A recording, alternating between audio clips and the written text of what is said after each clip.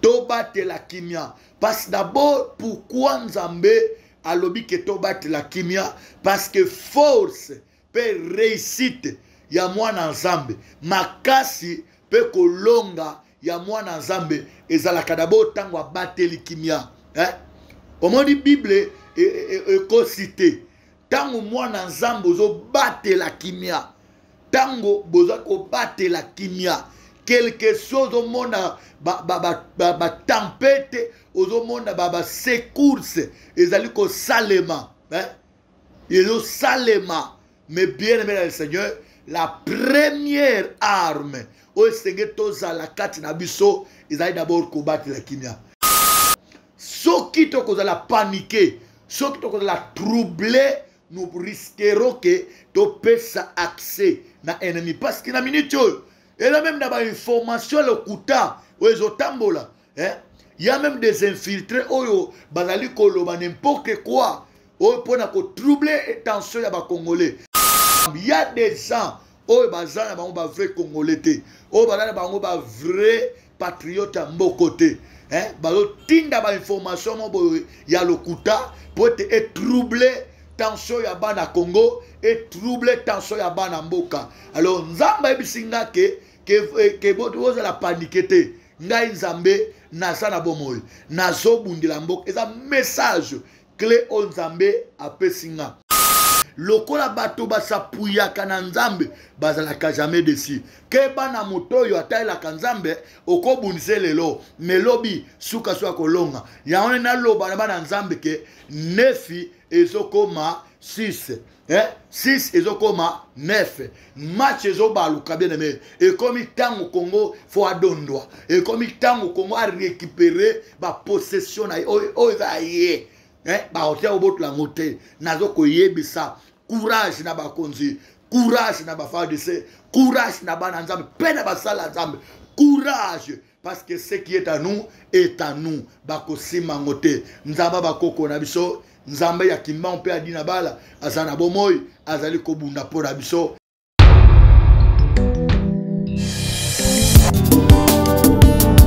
Salayanga samboyo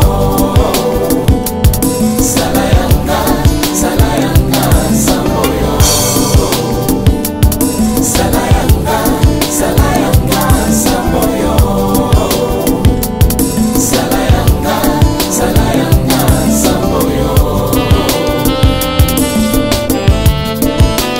Shalom, shalom, chers internautes. Soyez bénis de la part de notre Seigneur Jésus-Christ et notre Sauveur. Vous êtes devant cette chaîne. Je ne sais pas là où vous nous captez. Vous êtes au Canada, à Lubumbashi, aux États-Unis, au Paris et en Belgique, Swaziland. Vous êtes à Madagascar. Vous êtes au Togo, vous êtes à Cameroun. Que la grâce de notre Dieu vous soit accordée en ce moment. Devant ces plateaux, c'est l'homme de Dieu, le prophète Richard, autrement dit la machine de l'Éternel. Alors, bienvenue le Seigneur. Ngolu Zambé a salibiso yakoye bakokota lisusu na banda konabino à travers cette émission. Nzambe apambola ndako na yo, Nzambe apambola bureau na yo, Nzambe apambola musala na yo, Nzambe apambola voiture na yo, apambola esika nyoso oyo zwing libaku ya kolanda émission ya l'homme de Dieu, le prophète Richard Nimi oyo tozali koya kosala continuité ya makambo to bandaki pe ba message oyo Nzambe apesaki biso na kati ya retraite otozaki nango pe elongo makambo oyo bana Nzambe balandaka biso baza très fidèle ya kolandaka chaîne oyo parce que la bande ko mususu bazalaka toujours fidèle na kati ya chaîne oyo. Voilà pourquoi batebele bazali ko témoigner, batebele baza béni ya kolandaka basali ya Nzambe oyo bazali ko lekaka de temps en temps ko pied ba ko éclairer peuple de Dieu, ko édifier peuple de Dieu, ko pesa ba message de Dieu oyo ko pa na nzambe ko transmettre batu volonté ensemble lolenge moko ozali kolanda l'homme de Dieu, les prophètes Richard, la machine de l'Éternel. Tu me suis, tu es béni, tu me captes, tu es béni, tu es branché, tu es béni. Alors on a qu'à chaque fois, n'oubliez pas vous abonner.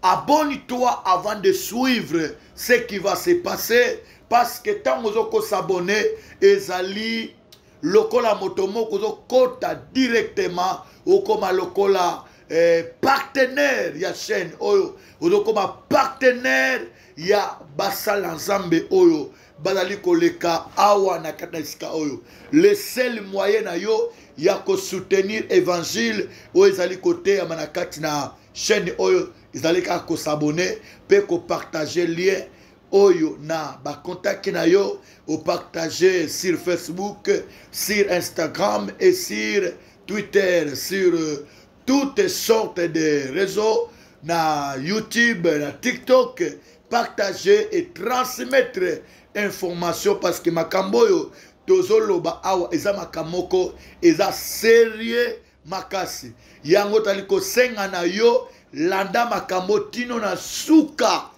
tino na suka parce que kotikala jamais ko demeurer na kati ya ignorance kotikala jamais ko demeurer na kati ya aveuglement pe na kati ya molili yango wana nkolo Yesu alobaki les ténèbres ne régneront pas toujours. Molili ekomi la libérate.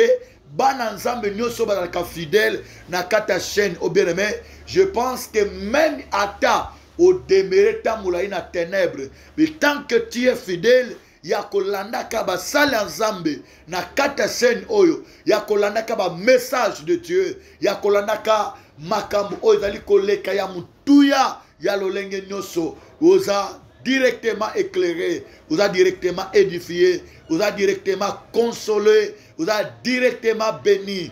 Alors, la famille, il y a ma fille Furaka Vugo, c'est une famille bénie, c'est une famille très fidèle à cette chaîne. Je n'oublie pas aussi saluer l'homme de Dieu, les pasteurs âgés depuis France, Nzambe Nalola Apambolayo. Je n'oublie pas aussi par bénir l'homme de Dieu, Papa Jambongo, Papa Oyo, Badalaka très bon, il y a qu'à soutenir ministère, il y a qu'à soutenir chaîne Oyo, Zambé Nalola Pambolabino, Papa Jean-Rémy depuis Paris, que le bon Dieu vous bénisse. Vous nous suivez à Boma, vous nous suivez à Lubumbashi, à Madagascar, vous nous suivez même à Louos, vous nous suivez aux États-Unis, à Matadi. Vous êtes tellement nombreux, nous vous saluons. Suivez-nous par ces images, mais on est ensemble parce que vous êtes toujours fidèles à cette chaîne. On est ensemble et notre Dieu ne manquera pas à vous bénir. Alors, j'ai toujours dit ceci, bien, le Seigneur. Tongo etani izalaka tongo malamu. Parce que la Bible dit, chaque matin, l'Éternel renouvelle sa bonté. Nazoloba. Zambé a renouvelé bonté na Lubumbashi, Zambé a renouvelé bonté na Congo, a renouvelé bonté na États-Unis, bien que tu as des combats, tu as des épreuves, tu as des circonstances. Oyo zalikole kisa. Alors, bien le Seigneur Zambé a renouvelé bonté na parce que Jérémie a na lamentation, ce qui n'a qu'aucun sa passe na ngai, ce qui n'a qu'aucun sa ba douleur na nga minyoko na ngai.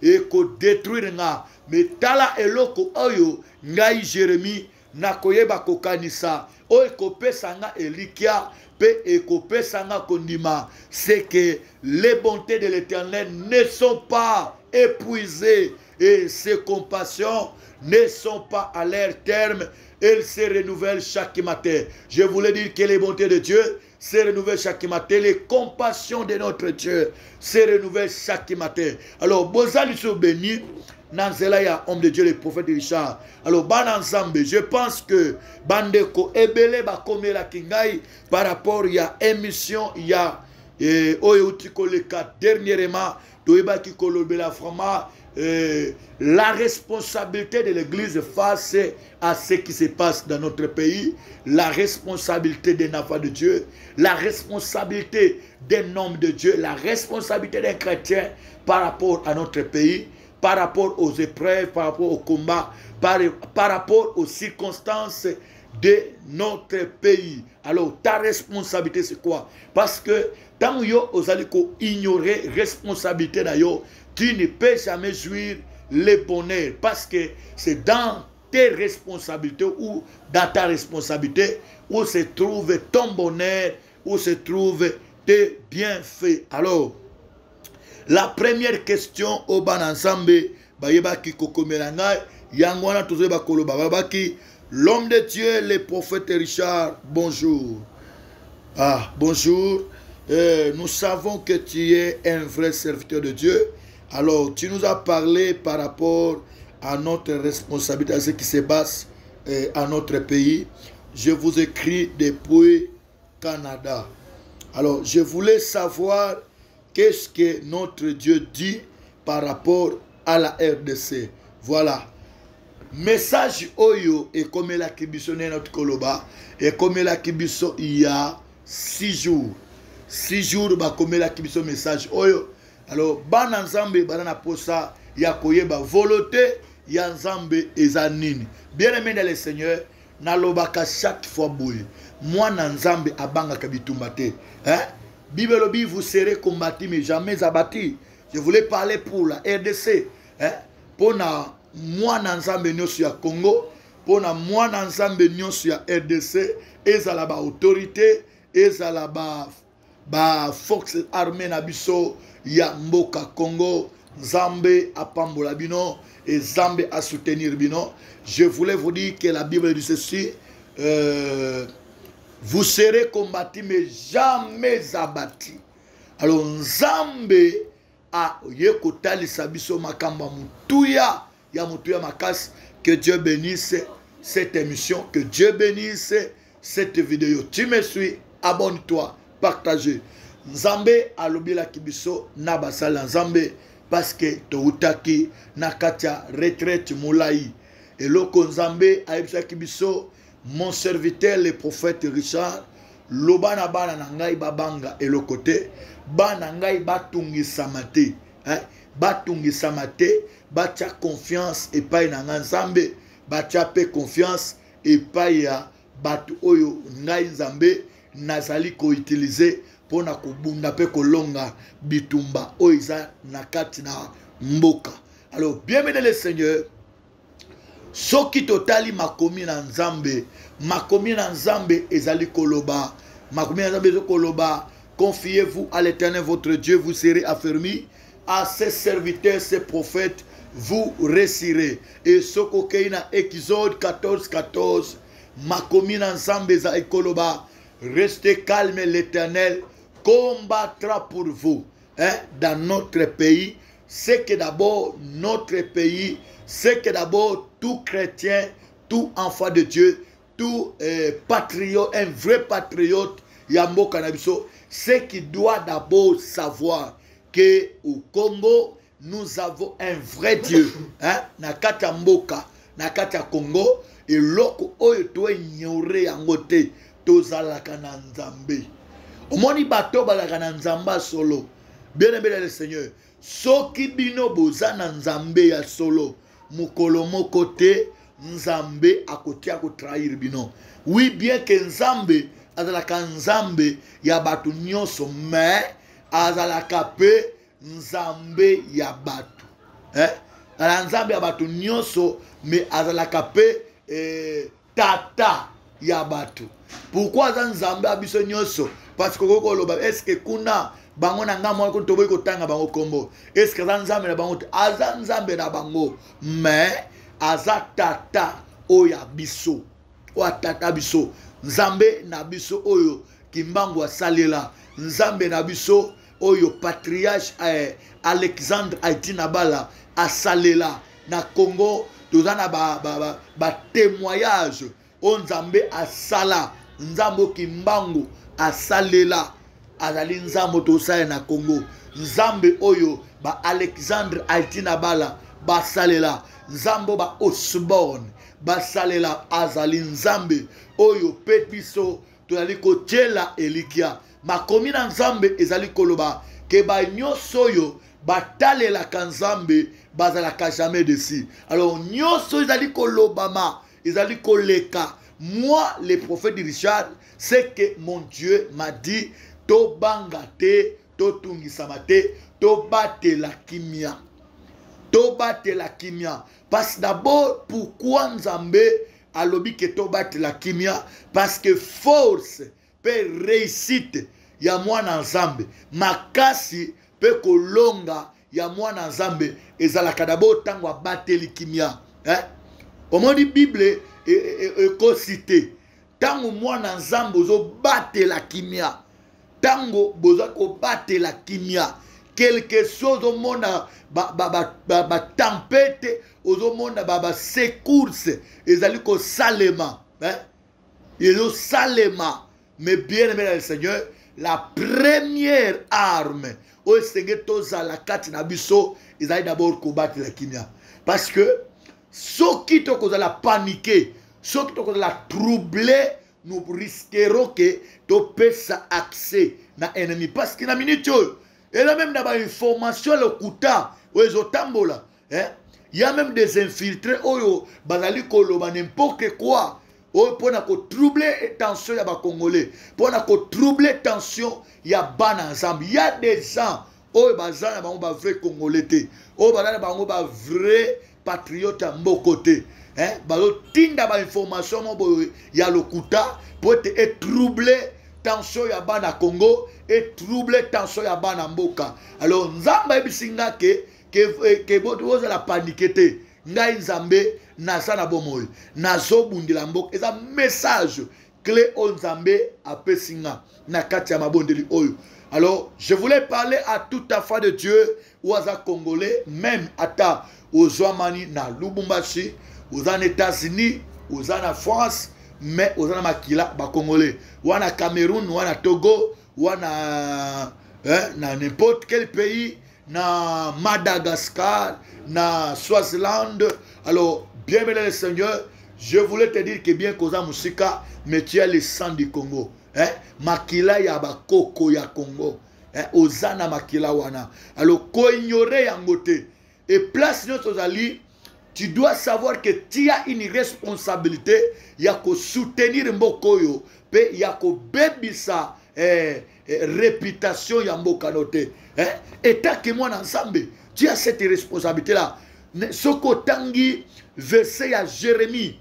Jérémie chapitre 29. Jérémie chapitre 29, le verset 7. Qu'est-ce que notre Dieu azoloba nakata mukanda wana? Notre Dieu azoloba recherchez la paix de la vie, d'où moi l'Éternel je vous ai amené à captif, car votre bien dépend du sien. Ezali ko dépendre na mboka wana. Tango bino boza na mboka oyo nganza mena chebino, n'oublie pas aux Amouana Congo, même à Taouan États-Unis, aux en Amérique ou en France. Mais ce que tu dois savoir, tu as le sang des Congolais. Il faut oye bakenzamba lobi luka malamu ya mboka na yo. Luka malamu ya mboka nzamba bi bobonde la ngai ya wenzambe. Bobonde la ngai pe bobonde la en faveur ya mboka wana pour te bonheur na yo. Moi na Congo eza na kata RDC. Que tu sois à Paris, yeba ke okei me kozongaka. Ndenge mokilobi ke to uta na éternité, to kozonga pe na éternité. Ndenge moko yo, okenda no tongano na étranger tout mais un jour ya oele kinde to yebi. Mais oezo ya lobi ya to se kamboka bisote. To sakanela te to bunda pona mboka to telema Congolais telema un enfant de Dieu telema musali na nzambe telema biso nyonso na sima ya FARDC biso nyonso na sima ya mokonza mboka to soutenir bango na losambo to soutenir bango na prière to tia force nzambe akoyeba ko telema mokonzi na mampinga s'il y a des armées s'il y a des armées, oba koko tanga na mokilo, oba arme lourde, ba arme moko ya makasi, oba spécialiste, ba force boy boy, ba kobenga ba mais nous avons un Dieu oba abengami l'Éternel des armées, Nzambe na mampinga, wala seko na seko, akokipe kobunda pona biso, mais Nzamba lobi to tchela ye motema, to longola kobanga, tolongola panique, tolongola vraiment ko banga banga, ko lenga lenga, ko te tenia ba information, ko te tenia mamutozo yoka. Non, bien bien c'est mutu oyo azana nzambe eloko ya liboso abatelaka. Il faut obattre la kondima na yo et pas na nzambe. Un enfant de Dieu, un vrai Congolais, nzamba bisinga batela kimia, batela kondima, batela la confiance et pas na nzambe. Po te nzambe azali kobunda elongo na bafardise, nzambe azali kobunda elongo na mokonza mboka, elonga eza ya biso. Bien mais nzamba kosaka te. Écoutez ce que la Bible dit ceci. Makomi na nzambe ezali koloba que nzambe soki azapo na biso mokote azala contre biso. Bien mais bakoki na banko sala nyoso, mais Congo eza ya nzambe. Congo eza mboka bakoko na biso, eza mboka o nzambe apesa biso. Je suis un vrai Congolais de père et de mère. Yamakila, je prierai toujours pour mon pays et pour mes autorités. Que Dieu vous bénisse. Alors, bien le Seigneur. La Bible dit que priez, priez, priez, priez.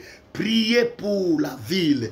Priez pour les pays. Onga nzambe na chebino. Yaya, nzambe ne mtalinga obota ma Congolais.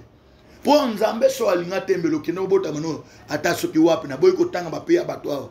So nzamba alinga te. Yango ko kijame ko corriger nzambe. Yo Congolais oyo zo boya mboka na yo. Ozamu tozo corriger nzambe. Parce que c'est Dieu qui a voulu que yo bota ma Congolais. Que soit bota ma mboka. Que soit ozawapi. Nzambe nde muto alingi yo bota ma Congolais. Alors okoki jamais kolobaka n'importe quoi pour na mboka na yo. Tangu déjà ozo wanga na mboka na yo. Tangu déjà ozo bima net bandeko bakena libanda mboka. Ake libanda mboka ake ko changer nationalité. Oyebi ke bandeko na basumu kaka. Ake ko beta ngunda. Ngunda so ngunda babenga ngo. Oke changer nationalité. Batu wana baza batu oyo basumu kaka. Baza batu basumu kaka. Tango ke libanda mboka. Ou quelque part, ou se naturaliser, ou changer nationalité. Ou comme tam sous-souti, ou à Congolais, ou bien so Congolais, na comme français, na comme Brazzavillois, na comme bien aimé, baza bato ba corrige kanzambi, bala bato ba ola kanzambi que non, nzambi, yo yebi ko sala te, ngande muna yebi ko sala, ngande muna yebi ko sala, yangwana, ngai fallait pas yo sala nga Congolais. Bien mais son nzamba salo Congolais ayebi ke bola mona yo eza na Congo nde omoni batebele bakenda libanda mbok des années suka suka il faut bazonka parce que nzambe ayebi lokuna te nzamba ayebi lo awa bola molota msusu ezao okokino kokene mais pour un temps parce que voyager ça non mabete mais ton pays tu dois prier pour ton pays tu dois soutenir ton pays tu dois te donner pour ton pays que tout Congolais se lève. Congolais nyos a la conscience. Ya makamona oloba étant que un oin de Dieu. Nzambe akopambolo makasi. Soto ko tele matoza la ini bien aimé et longue kotali sama. Et longue kotali sama je vous dis ce qui est vrai. Et tobate la kimia. Tobate la kimia. Notre pays c'est un pays de Dieu. C'est une terre sainte. Ils ont mboka ils ont sacré. Zamboka na nzambe mabele ozan mabele ya fachi beto mabele ya fumukimbangu iza mabele ya basakoli iza mabele oba otia obotula te parce que iza mabele nzambe abimisela basakoli abimisela basala minene oba bimana mabele ya Congo. C'est pourquoi nzamba lobi to batela kimia to tia confiance epanaye elonga ezali. Alors to zali ko soutenir vraiment que Dieu l'Éternel des armées Oyo Atsebisuna Moussala à soutenir un d'abord que le commandant suprême de l'armée congolaise, son excellence Fachi Beton Nzambe à soutenir yo à Pesomakas, y compris les forces armées de la RDC. Soyez bénis, soyez soutenus par notre Dieu. Toi, tu as confiance et pas dans Nzambe. Bien-aimé dans le Seigneur, mbonge yaka, na vie ya mwana Nzambe, mboka ya mwana Nzambe, famille ya mwana Nzambe, emeka maka, ebundisa maka, biso bana Nzambe loko moto yebite, soko za mwana Nzambe bakobundisa yo, po Bible biba ko sala yo etumba, me bakolonga ote. Mais siko biso eloko tokomi komona, soki tozo bundisama, tokomi komona kendire, mboko ezana bilakili mabe, non, iza bongote. Soki boza ya Nzambe, boza na ba promesse ya Nzambe, Congo ezana ba promesse ya Nzambe, mboka oyo, ezana ba promesse ya Nzambe ya makasi, ezana ya makasi. C'est pourquoi bomona toza kombati, mais atako toko bundisama, na lina yebisa Congolais nyoso, ozoyo kanga ndima amene, pe sabone oyebake Nzambe akolongisa. Nyoso yo ezali koleka, na ina yebisa yo que le temps de Dieu arrive. Ngonga ezokoka, oyo lobiko pe elonga ya Congo esengeli etalisama. Elonga ya Congo esengeli ezala totalement totalement mona na miso abatke certainement bato balaki na Nzamba solo. Oui, bien le Seigneur. Bango batie ba confiance na bango na ba occidentaux, batie ba confiance na bango ata boyoke o ba koteli bango na ba pays tel, o ba koteli bango na France, o ba koteli bango na États-Unis, toza kuna te. Biso to tie confiance na biso pa Nzamba kimbangu, to tie confiance pa Nzamba kimbangu. Nzamba edi na bala, Nzambe ya Kiziamina, Nzamba basako, Nzamba Nimi Richard, Nzambe wana biso we to tie confiance. Bango baso s'appuyer na ba char na bango, ba s'appuyer na ba char na bango, ba s'appuyer na ba relation na bango, ba s'appuyer na ba occidentaux. Biso to s'appuyer na Yahweh Nzambe. Lokola to s'appuyer na Yahweh Nzambe, la Bible dit le cheval est équipé au jour de la bataille, mais la délivrance appartient à l'Éternel. Lokola bato ba s'appuyer kana Nzambe, bazalaka jamais dessus. Ke bana moto yo atai la Nzambe okobunise lelo, melobi suka swa kolonga. Ya on na loba na bana Nzambe ke nefi ezokoma 6. 6 ezokoma 9. Match ezobaluka bien aimé. Et comme il tango Congo faut adondwa. Et comme il tango Congo a récupérer ba possession na o zaye. Ba hotel obot la moté. Nazo ko yebisa. Courage na ba konzi. Courage na ba fadise. Courage na ba Nzambe. Pena ba sala Nzambe. Courage. Parce que ce qui est à nous est à nous. Bako simangote. Nzamba bakoko na biso. Nzambe ya kimba mpe adina bala azana bomoy azali kobunda pona biso. Que l'Éternel vous bénisse, le Seigneur. Bolimbe sangai vraiment na kitama motema Nzambe yaba sakoli apambola bino makase toza ya kosepela toza sima toujours na Nzambe oyo tokotika yete parce que Nzambe aola kabiso kaka elonga aola kabiso ya bakozo ba bombi ya bonzambe de bazawana. Faire de ce courage. Courage que ne laissez pas. Combattre mais jamais abattu. Poursuivre mais jamais fatigué. Bolonga, bolonga, bolonga. Et le monde en Zamboyo. Et longue de la partage. Donc fêter. Donc séparer la katamboko. Et le monde a konzamboka. Que Dieu vous bénisse. C'était l'homme de Dieu, le prophète Richard Nimi. La machine de l'Éternel. La machine Yankolo Yahweh. Bana Nzambe kobosa na responsabilité noté, église corps de Christ kobosa na responsabilité noté, basala ensemble bobosa na responsabilité noté face à ce qui se passe, face à la politique, face aussi aux épreuves. Nakata boato ba disciple bien le Seigneur et loko oyo ba yebaki kokende kolamusa Yesu, koningisa Yesu. Yesu tanga la muki. Et puis, pourquoi avez-vous peu de foi? Oh, mais de peu de foi. Biso tozana kondima. Tozana kondima. Kondima ya ba Congolais et l'équipe bombe atomique. Kondima ya ba Congolais et l'équipe bombe atomique. Kondima na biso ezali na sima ba FARDC. Kondima na biso ezali na sima ya son excellence.